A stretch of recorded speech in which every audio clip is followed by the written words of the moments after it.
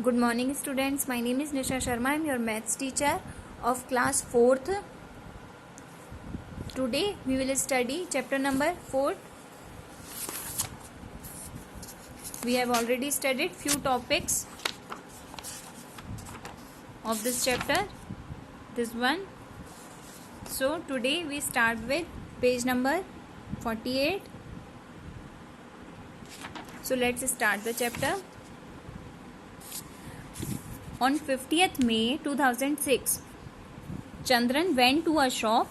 50th May को चंद्रन कहाँ गया? एक शॉप पर shop to buy a butter. Butter खरीदने के लिए चंद्रन कहाँ गया? एक दुकान पर गया. ही चेक्ड द पैकेट, और उसने पैकेट को चेक किया to see if this butter was safe to eat, और उसने उसकी डेट चेक करी कि क्या ये बटर खाने के लिए सेफ है. It was written on the packet best before 180 days from the date of packing. वहाँ उस पैकेट पर क्या लिखा हुआ था कि जब वो पैकेट आपका पैकिंग हुआ है उसके बाद 180 डेज तक ही ये बटर खाने के लिए सही रहता है. Then he checked the date of packing, फिर उसने पैकिंग की डेट चेक की. इट वॉज 15/1/2006, यानी कि डेट क्या थी? जनवरी 15, 2006 में वो पैक हुआ था. Help him to find out if he should buy this butter और नॉट. तो आप उसे हेल्प करिए कि उसे वो बटर खरीदना चाहिए या नहीं. In which month was the butter packed?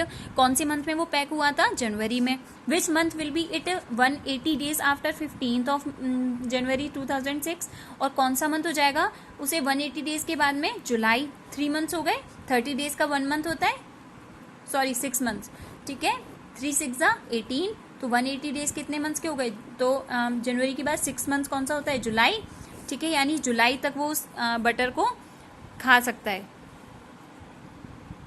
Can Chandran eat in it on 15th May 2006? तो क्या वो उसे 15th May को खा सकता है? यस, जुलाई से पहले हो गया ना मई का मंथ, तो वो उसे खा सकता है. Do you ever check the date of packing of things you buy? तो क्या आप भी चेक करते हो जब कोई चीज़ खरीदते हो पैकिंग वाली, तब क्या आप चेक करते हो कि वो खरीदने लायक है या नहीं है? तो यस, ऑब्वियसली हमें चेक करना चाहिए. Have you seen medicine which have the expiry date written on them? क्या आपने कभी देखा है कि मेडिसिन पे जो एक्सपायरी डेट्स लिखी रहती है वो आपने कभी देखी है? It tells you after which date it is unsafe to take the medicine. वो आपको बताती है, वो डेट जो है एक्सपायरी डेट, वो आपको बताती है कि किस डेट के बाद वो अनसेफ हो जाती है, यानी कि हमारे लिए सेफ नहीं रहता उसे खाना. ठीक है, वो एक्सपायरी डेट जो है वो हमें ये चीज़ बताती है. Now find out which are the other things that come with an expiry date. अब आप कोई ऐसे नेम्स बताइए जो एक्सपायरी डेट जिन पर लिखी होती है. On a cough syrup it was return manufacturing date. अब एक कफ सिरप खरीदेंगे तो उस पर क्या क्या लिखा होता है? मैन्युफैक्चरिंग डेट की 7th of March. This shows it was made in July 2003, यानी कि वो मैन्युफैक्चरिंग डेट किस तरीके से लिखी होती है? इस तरीके से. अब इसका मतलब क्या है कि वो कब बनी हुई है? जुलाई 2003 में. जुलाई 7th मंथ कौन सा होता है? जुलाई. एक्सपायरी डेट कब की दे रखी है? जुलाई 2005, यानी 2 years बाद की, यानी 2 साल तक हम उस कफ सिरप को ले सकते हैं, खा सकते हैं, पी सकते हैं. ठीक है, this shows the month and year till when it is safe to take. तो ये हमें जो मंथ और ईयर जो है वो हमें क्या बताते हैं कि वो कब की सेफ है लेने के लिए या नहीं. What month and year is return as 7/5. अब इसे हम ईयर और मंथ में कैसे लिखेंगे? तो जुलाई 2005. Would it be safe to take the cough syrup in September 2005? तो क्या हम इसे सितंबर 2005 में ले सकते हैं? सितंबर तो जुलाई के बाद में आता है, तो आंसर क्या हो जाएगा? नो, वो अनसेफ हो गया क्योंकि उसकी एक्सपायरी डेट कब थी? जुलाई 2005 में. Next, Tuton missed the train. अब जो ये ट्यूटन है उसने अपनी ट्रेन मिस कर दी है. तो Tuton's school had closed for the summers holiday. Summer holiday के लिए ट्यूटन के स्कूल बंद हो चुके हैं. He went to his grandma's place, और वो अपनी दादी के घर जा रहा है, ठीक है। He met a lot of his cousins there, वो वहाँ बहुत सारे अपने कजिन्स से मिलेगा। He was enjoying himself and didn't want to go back home, और वो वहाँ इतना एन्जॉय कर रहा है कि उसे वापस आने का बिल्कुल भी मन नहीं है। ट्यूटन पैक योर बैग, अपने बैग पैक करो। The train leaves eight 5:30 in the evening. अब वो शाम को 5:30 बजे की ट्रेन है, उसकी मम्मा उससे कह रही है कि अपना बैग पैक कर लो जल्दी से। तो वो ट्यूटन क्या कह रहा है, oh no we are going to back so soon, हम कितनी जल्दी वापस जा रहे हैं। I wish we miss our train, कि काश हम अपनी ट्रेन मिस कर दें और मैं और ज़्यादा टाइम के लिए यहाँ रह सकूँ। Tuton and his parents reached at station at 5:15। Tuton और उसके पेरेंट्स जो थे वो कितने बजे पहुँच गए थे, 5:15 पे, यानी 15 मिनट्स पहले पहुँच गए थे। 5:30 की ट्रेन थी और वो 5:15 पर पहुँच गए थे। बट गेस व्हाट, लेकिन सोचिए क्या हुआ, they had actually missed the train, लेकिन वो पहले ही अपनी ट्रेन मिस कर चुके थे। प्लेटफॉर्म नंबर 4 पर वो लोग खड़े हैं। Hurray, that means I am not going back today, यानी कि आज मैं वापस नहीं जा रहा हूँ। वो बहुत ज़्यादा खुश हो जाता है, ठीक है।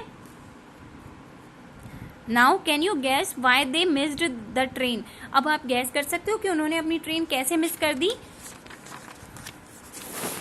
Actually the train had left at 5:30 in the morning. Real में जो ट्रेन का जो टाइम था वो क्या था, मॉर्निंग की 5:30 था। एंड ट्यूटन्स पेरेंट्स वर अपसेट, और वो बहुत ज़्यादा दुखी थे। They asked the station master, उन्होंने स्टेशन मास्टर से पूछा, आर टिकट सेज 5:30, कि हमारे टिकट में तो क्या लिखा है 5:30। तो वो कह रहा है कि but sir this means 5:30 in the morning.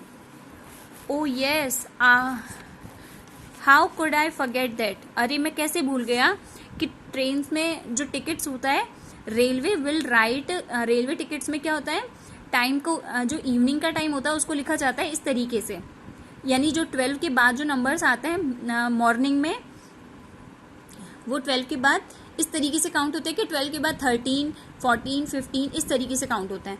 For 5:30 in the evening, why, अब वो पूछ रहा है ट्यूटन कि इस तरीके से क्यों लिखा जाता है। तो उसकी मम्मा क्या कह रही है, because they use a 24 hour clock, क्योंकि वो 24 घंटे वाली घड़ी यूज करते हैं, जिसमें रात के जो 12 बजते हैं उससे AM स्टार्ट होता है, और उसके बाद दिन के 12 बजे के बाद में 1, 2, 3 नहीं काउंट होता, उसके बाद काउंट होता है 12 के बाद 13, 14, 15, 16 इस तरीके से काउंट होता है, ठीक है। लुक एट दिस चार्ट, इस चार्ट को देखो, it tells the difference between your watch and 24 hour clock, try to complete it. Time by your watch 12 hour clock, अब ये हमारी घड़ी के हिसाब से टाइम है, और ये वो 24 आवर क्लॉक यानी कि उस रेलवे वाली वॉच के हिसाब से काम टाइम है। 1 o'clock in the afternoon, afternoon यानी दिन के बाद, अब दिन के बाद तो 13 o'clock हो 13 इस तरीके से शो करते हैं रेलवे टिकट्स पे, ठीक है। Now 2 o'clock in the afternoon यानी दोपहर के 2 बजे, तो उस 2 बजे को कितना लिखेंगे हम, 12 के बाद 13, 14 यानी कि 14 आवर्स।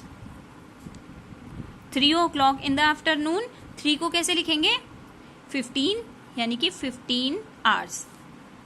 3:30 इन द आफ्टरनून, 3:30 यानी कि 15:30 आवर, 15 आवर्स को शो करता है और ये मिनट्स को। 6 o'clock इन द इवनिंग, अब ये इवनिंग में बात कर रहे हैं, ठीक है। तो 6 o'clock कितना हो जाएगा, हम वापस उसके बाद तक का ऐड करेंगे, यानी कि 12 के बाद 13, 14, 15, 16, 17, 18 यानी कि हम लिखेंगे 18 आवर, ठीक है।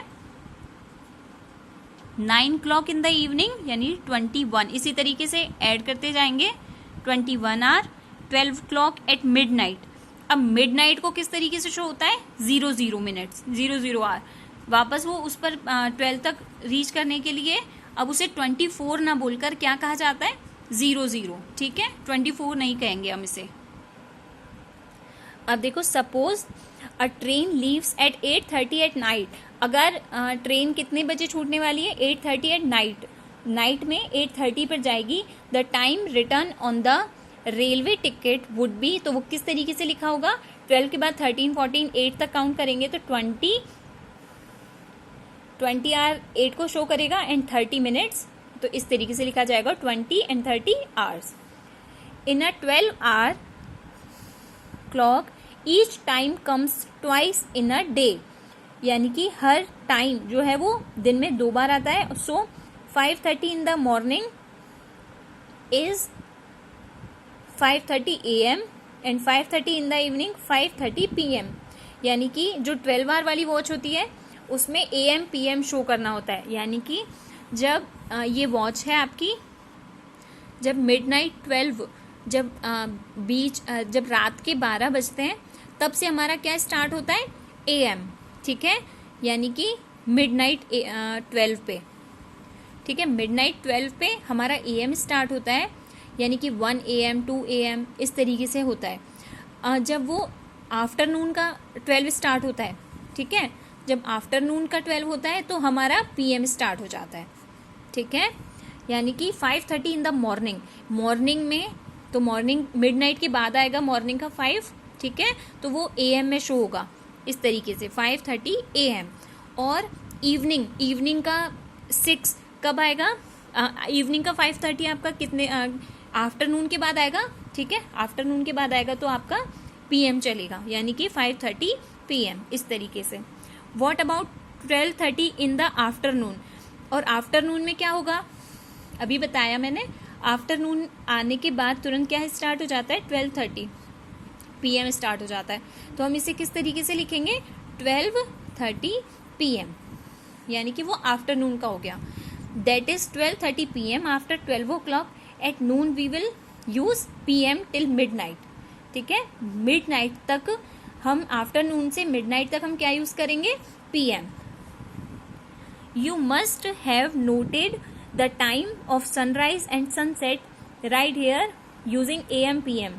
टाइम ऑफ सनराइज, अब सूरज जब उगता है तो ऑब्वियसली वो मिडनाइट के बाद में उग रहा है, तो AM यूज करते हैं हम मिडनाइट के बाद के लिए, यानी कि 6 AM स्टार्ट, ठीक है, AM हो गया। टाइम ऑफ सनसेट कब होता है, आफ्टरनून के बाद, यानी हमें PM यूज करना है, तो 6:30 PM।